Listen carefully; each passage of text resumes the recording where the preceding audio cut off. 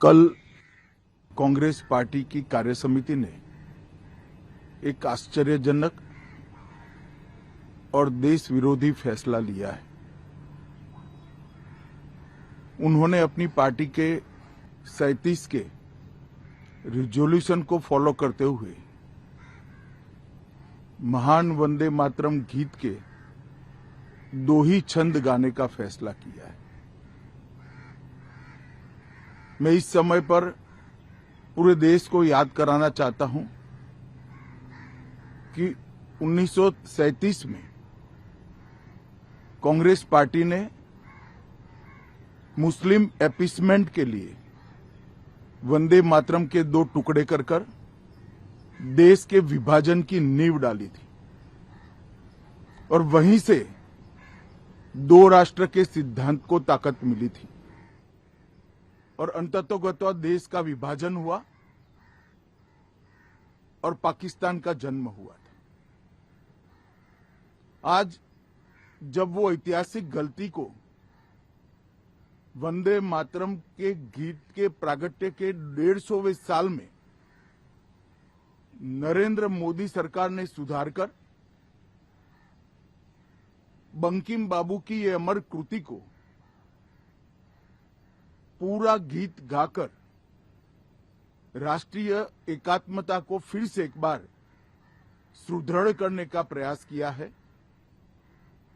और सभी सरकारी फंक्शंस में इसको पूर्ण रूपेण गाने का जो निर्णय किया है वो निर्णय को कानूनी जामा भी पहनाया है।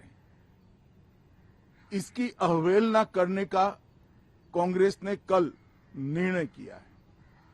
कांग्रेस का ये निर्णय केवल और केवल इनकी घोर तुष्टीकरण की नीति की पुष्टि करता है।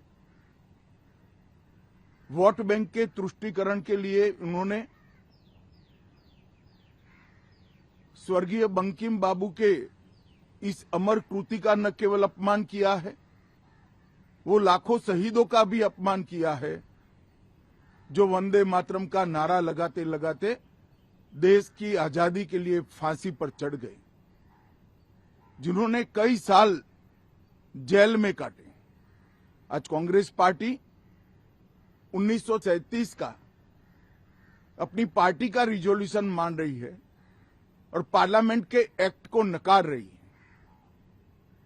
मुझे तो बड़ा आश्चर्य है, श्री राहुल गांधी की नेतृत्व में कांग्रेस पार्टी फिर एक बार इस देश में तुष्टीकरण की राजनीति को पुरजोश तरीके से आगे बढ़ा रही है।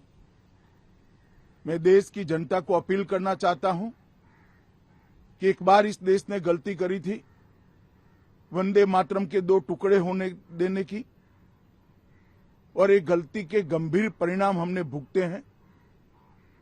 अब देश की जनता एकजुट हो और कांग्रेस पार्टी के इस फैसले के खिलाफ आवाज बुलंद करे कि अब इस देश में तुष्टीकरण की राजनीति नहीं चलेगी।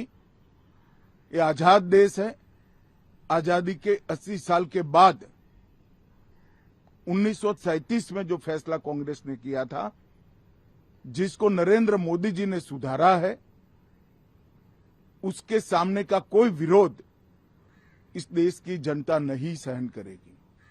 भारतीय जनता पार्टी कांग्रेस पार्टी के इस फैसले की कड़ी निंदा करती है और हम इसका जनता के बीच में और विधायी सदनों में भी पुरजोश विरोध करेंगे।